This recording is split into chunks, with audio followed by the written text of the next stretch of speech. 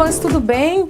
Hoje é o dia de uma nova sacada sobre diabetes. O assunto que eu escolhi especificamente foi pé diabético, já que o Manual do Ministério da Saúde 2016 é novo, tá fresquinho, cheio de informações variadas aí para que a gente possa aproveitar e responder corretamente a nossa prova. Bom, o que é o pé diabético então? É a infecção, ulceração, destruição ou deformidade de tecidos moles associados a danos neurológicos ou danos motores, trazendo consigo o risco, o aumento ou mesmo já a presença da DAP, da doença arterial periférica. Traz um dano à fibra fina pela exposição prolongada à hiperglicemia. Então é a hiperglicemia que traz uma lesão ao paciente em relação ao pé diabético, que é um assunto muito abordado, associado também aos fatores cardiovasculares. Vamos lembrando, observe no slide, as deformidades que são relevantes para o pé diabético, que nos trazem um alerta, O pé em garra, o pé em martelo, a proeminência de metatarsos e a acentuação do arco plantar. São deformidades que a gente deve avaliar no paciente diabético para evitar as lesões, evitar que as lesões aconteçam. A história clínica dos pés, o exame dos pés, levando em consideração rachaduras, calosidades, pele seca, unhas encravadas, micose, São relevantes no nosso exame físico, assim como os fatores de risco principais, que levam em consideração a polineuropatia periférica, a deformidade, como eu já falei, o trauma, a doença arterial periférica e a história de outras lesões, ou então a história de amputação, que são fatores relevantes para a avaliação dos pés. Bom, observe no slide comigo que a história clínica dos pés ela leva em consideração uma classificação fisiopatológica, onde os sinais e sintomas são importantes em relação ao que eu considero pé neuropático e pé isquêmico. No pé isquêmico, então, eu tenho sempre a temperatura fria, no neuropático, quente ou morno. A coloração do pé, então você vê que no pé neuropático eu tenho uma coloração normal, já no pé isquêmico eu tenho uma coloração pálida, com elevação ou cianótico também.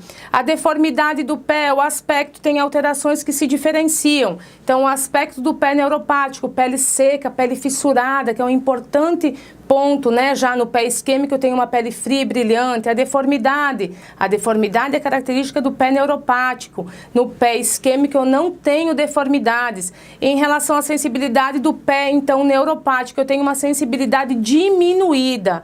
No pé isquêmico, a sensação dolorosa alivia, por exemplo, quando as pernas estão pendentes. Então, são fatores que fazem a diferença aí do pé isquêmico para o neuropático. Assim como no pé neuropático eu tenho pulsos presentes, no isquêmico eu tenho pulsos diminuídos. As calosidades estão presentes nos pés neuropáticos, bem como o edema, não estando presentes no pé isquêmico. E a localização mais comum, então, é no primeiro e quinto metatarso e no calcâneo, especialmente, no pé neuropático, enquanto que no pé isquêmico, o látero digital é o que é mais relevante, então, na sua localização.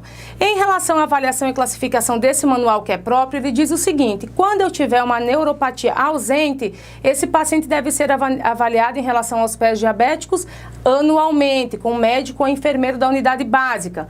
Quando eu tiver uma neuropatia presente com as deformidades que eu falei, dedo em garra, em martelo, ou então a artropatia de Charcot, que também vem a sua abordagem na prova, essa avaliação deve ser a cada 3 a 6 meses, por médico ou enfermeiro.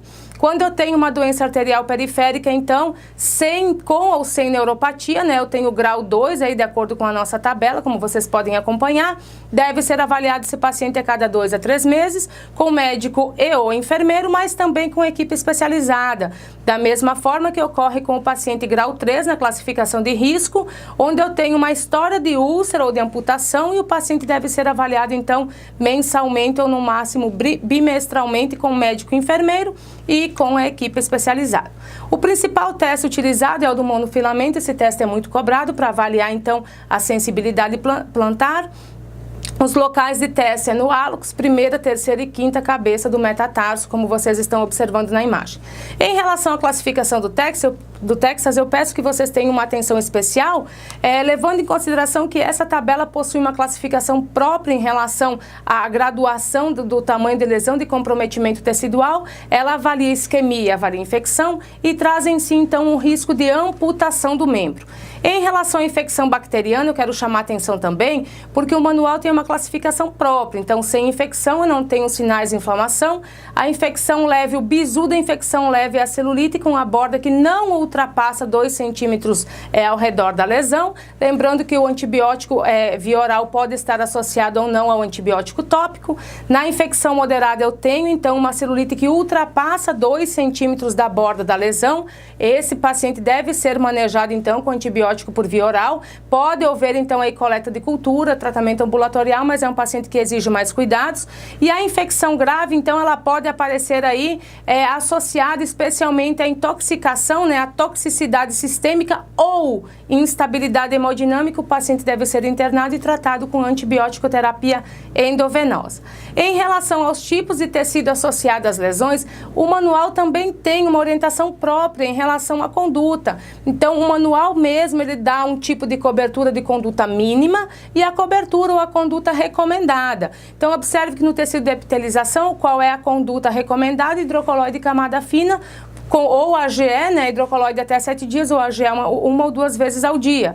Quando eu tenho tecido de granulação com secreção serosanguinolenta em pouca ou nenhuma quantidade, também indicado hidrocoloide. Tecido de granulação com moderada abundante quantidade, lembrem, alginato de cálcio. E aí a mudança é até 7 dias ou conforme saturação. Lembrando que quando eu tenho tecido de granulação, mas com secreção sanguinolenta, esse curativo de alginato de cálcio que é recomendado deve ser trocado então a cada 2 a 3 dias.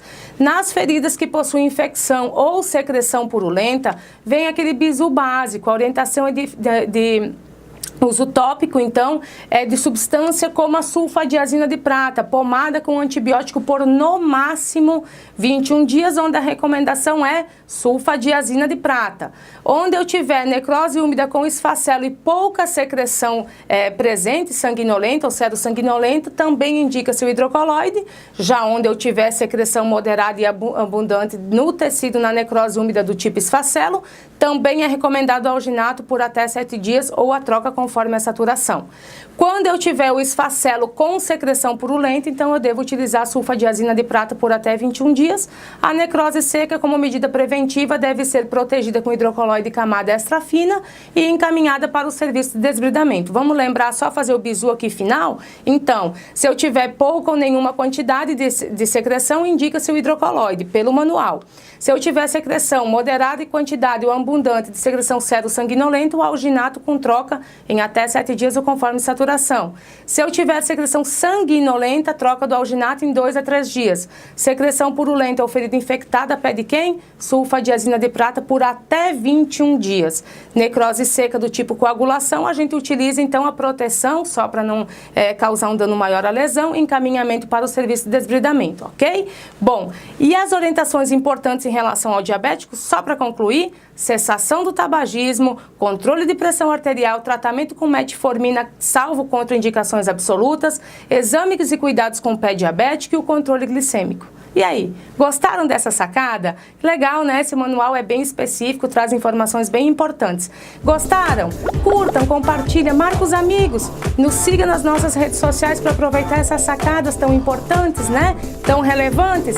E seja um aluno Avance, venha adquirir o nosso curso completo e avançar conosco, com a nossa família. Um abraço a todos e até a nossa próxima sacada.